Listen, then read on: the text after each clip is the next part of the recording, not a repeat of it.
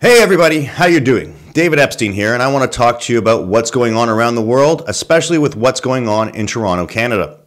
First of all, I want to talk about the United Nations, an organization founded in the 1940s and after the Second World War. This organization was supposed to bring peace to its neighbors, and not the UN's neighbors, but your neighbors. And by doing this is allowing dialogues from different nations to communicate with one another in order to have There's been certain UN motions in order to stop the violence there. However, they've been suffering in problems in part because of China and Russia vetoing the motion in order to stop the violence. Now, Russia has changed its tone a little. Unfortunately, nothing is really changing in Syria, and the Arab Spring is lasting, well, they only have one season in Syria right now. Quickly, let's touch on Egypt, and you can look here. About a year ago, there was an Arab Spring there. Inevitably, the leader there stepped down. The military had control. It's starting to go to democratic votes, but at the same point in time, the violence there is continuing. So nothing's going to be easy. The problem is the longer it takes for them to actually get involved and try to bring a solution to these situations, the longer it's going to take for any solution to be met. Now, going a little bit further, I want to talk about Iran briefly, because right now Iran's going through a nuclear expansion. And what I mean by that is on television in the last couple of days, they've been airing video footage of them putting nuclear rods into their nuclear facility. Now, Israel sort of responded, or it's believed that Israel responded by attacking an Iranian scientist and blowing up his car. Now, that was about a week ago. In the last week, but since then, we've actually seen a series of Israeli diplomats' cars explode in Thailand. Now, Israel demands or says that they plan on getting a response for that. Only time will tell on how bad that will be. But to be 100% honest, every Canadian, every person watching this on the internet needs to sort of send a message out, whether it's Twitter or on your Facebook status, or just, make your own YouTube video. Get out there and do what you can to say that this behavior is unacceptable. We need to start acting like adults. We need people to start acting like mature individuals, and that includes politicians and diplomats dealing with these highly volatile situations. So once again, I'm asking you guys to do your part as citizens of this world, and let's get out there and let's actually bring positive change. Do you have a new product or business that you want to advertise online for a low price? DBE Media Group can help. All you have to do is pick up the phone or email us. With a wide range of advertising options, DBE Media Group is here to help and serve you. To advertise with DBE Media Group, please contact us at 416-879-4323 or by email at info@dbworld.com. Have you ever had anyone trip over your phone cable? Do you have to leave your phone out of reach because your data cable just can't make it the distance? Wanted to carpool but find that power jacks just don't happen in back seats of cars? Are you someone that thinks they deserve better? Well, you do, and now you can get it.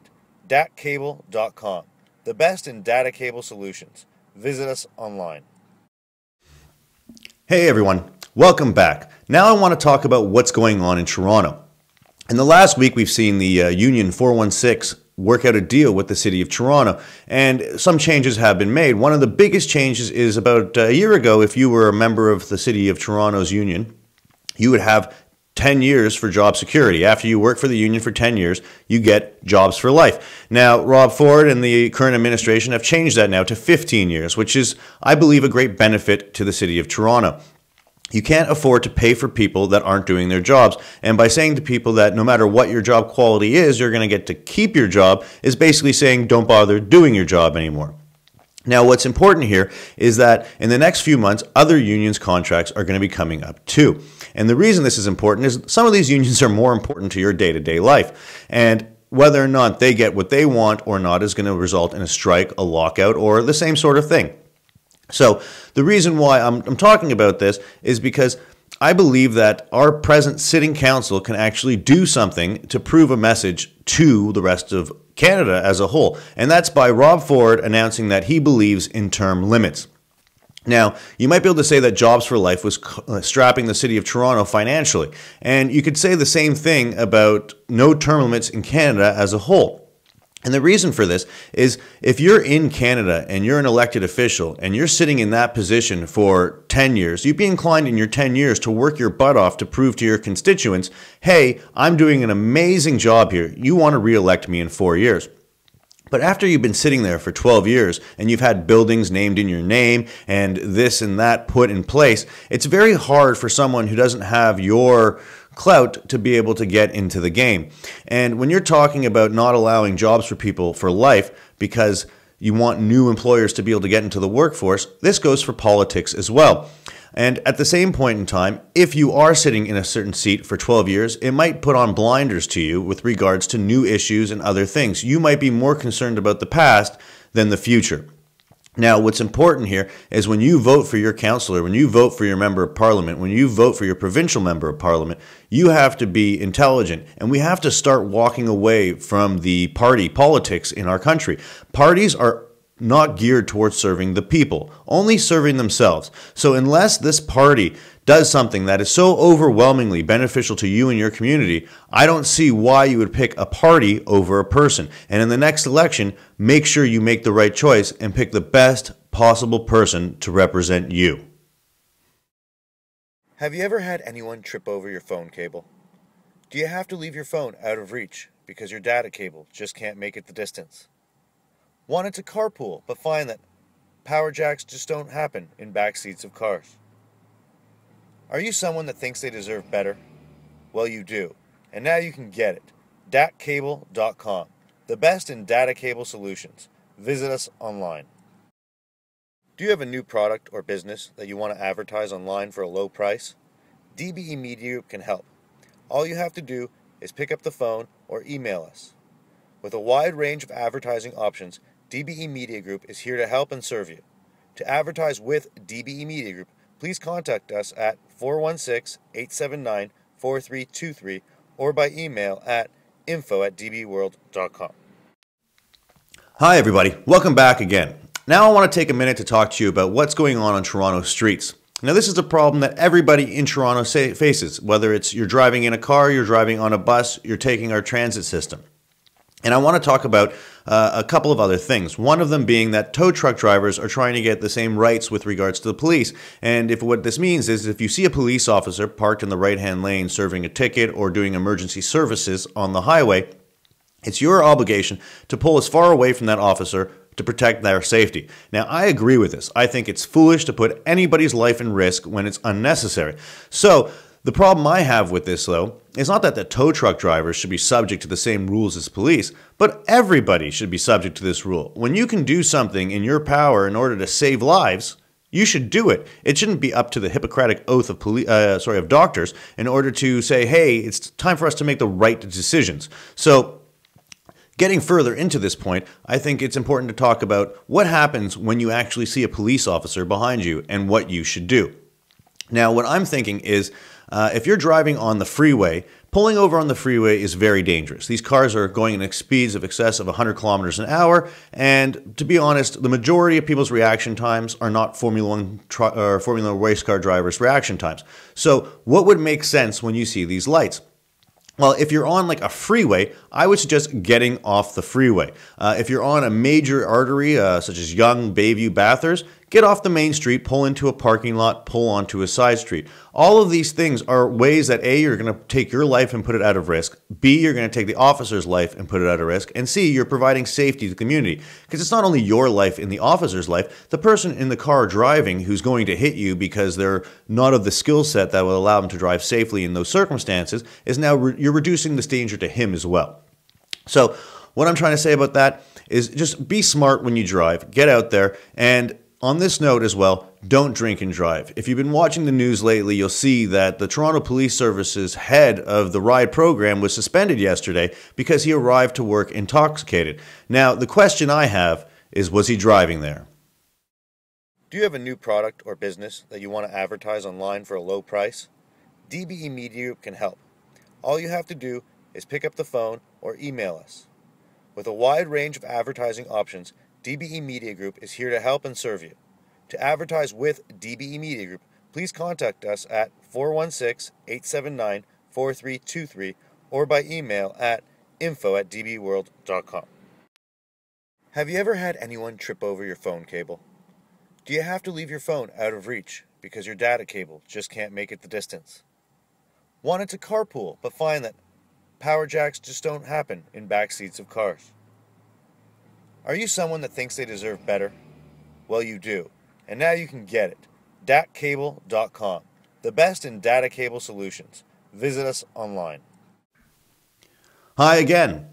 So we're going to sort of touch on this a little further with regards to the head of the ride program showing up at the police service recently intoxicated. And we're also going to talk about Jobs for Life and how it affects them. And we're also going to talk about a police officer that was recently convicted of sexual assault during a illegal search of a witness or I don't even know. The information's vague, but let's just say this one officer had quite a few questions in his past, and now I want to talk about savings to Toronto through police.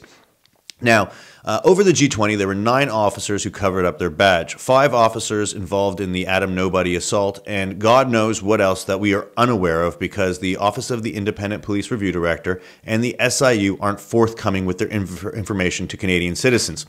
Now, if you take those 14 officers I have just mentioned, and I don't know their names, and you take away their position of police officers, and rather than paying them to be on vacation while the investigations are going, and rather than paying them a completely and utterly obtuse amount of money in a pension fee, if we take that money and send it back to City Council, you're looking at $1.5 million a year in savings. Now, you might be saying to yourself, what does that mean to me? And that means to you that they don't have to raise your land transfer tax fee, they don't have to raise your property taxes, and we don't have to charge service fees, no road tolls. We could talk about actually putting subways into the city. These are all things that if you clean up the legal system, which is one of the 4 most expensive things that the city of Toronto has to face, then you're going to clean up tons of things around the city. And the reason why I'm so prevalent with cleaning up the police force is these are the people that are supposed to be responsible for cleaning up our streets. So if the police force is dirty, do you think the streets are going to be dirty? Do you think City Hall is going to be dirty? Do you think Queen's Park is going to be dirty?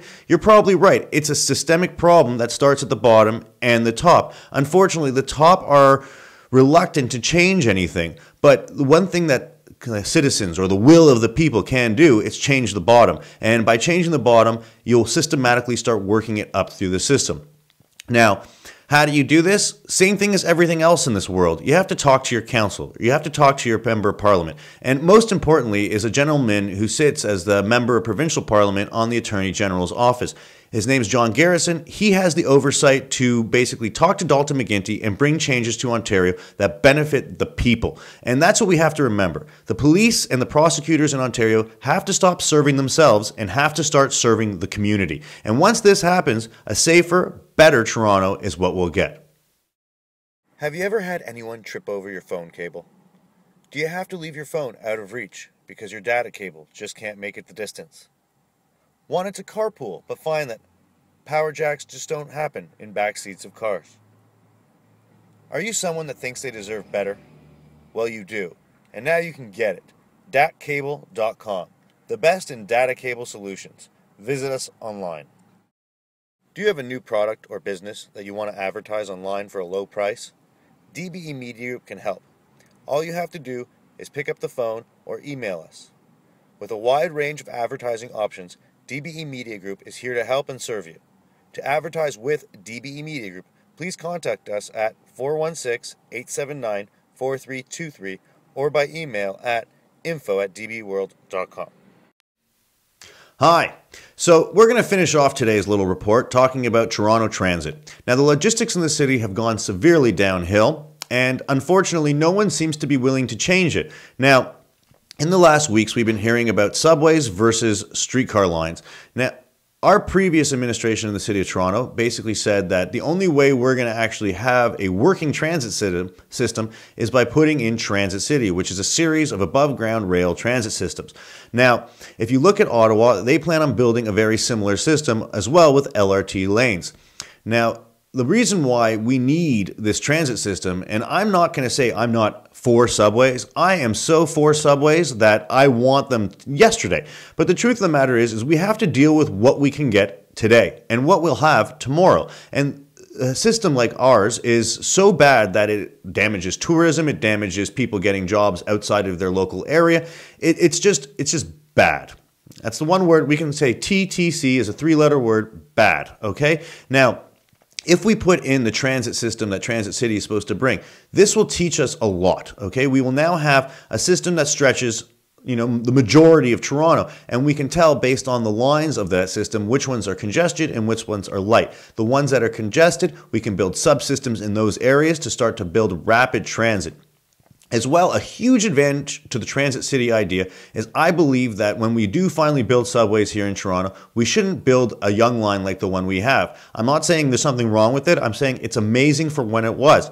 But the truth of the matter is if in order for our transit system to be state-of-the-art, futuristic, one-of-a-kind, we have to think intelligently. Now, if you have an above-ground rail system that stops every major intersection, or maybe even twice between major intersections, you've now solved a problem for people trying to get short distances. Now, because that system's in place before we build our subways, when we finally do build our subways, we don't have to stop at every intersection. We can go 2 or 3 intersections, making it express subways, allowing people that want to go greater distances to take the underground system, and people wanting to go shorter distances taking the above ground system.